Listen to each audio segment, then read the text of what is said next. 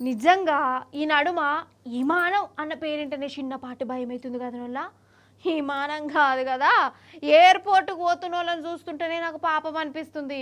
అయ్యో ఆ దేవుడా, వాళ్ళకి ఏం ఆపతి రావద్దు, మంచిగా విమానంలో పోవాలి, క్షేమంగా పోయి లాభంగా రావాలని మనసులో మొక్కుకోవాల్సి వస్తుంది.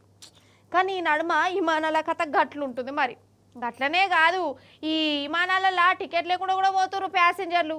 అరే అవంటే అది కూడా ఉత్తపచ్చి ప్యాసింజర్ కాదు, సెలబ్రిటీ ప్యాసింజరు దొంగ విమానం ఎక్కింది. మరి ఎవలా సెలబ్రిటీ, ఏందా కథ అరుచుకుందాం నాన్న. ఫస్ట్ విమానం సంగతి చూద్దాం. అగో కనబడ్డదా పామే, అగో ఇట్లా చూద్దాంతో చూడు. విమానంలో గిర్ర గిర్ర తిరుగుదామని అనుకున్నది. ఏ దేశం నుంచి ఏ దేశానికి పోతావే పాము నువ్వు?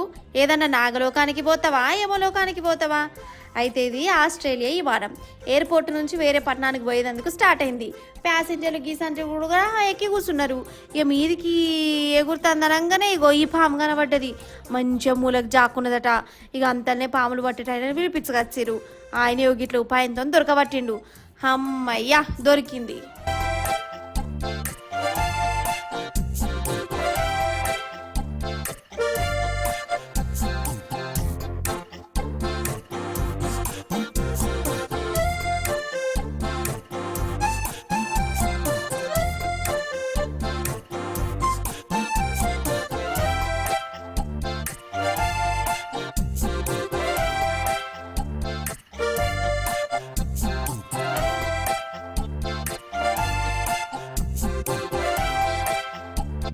అగర్సే ఈ పాము కూడా ఈ ప్యాసింజర్లతో విమానంలో ప్రయాణం చేస్తే ఎట్లుండు కావచ్చు.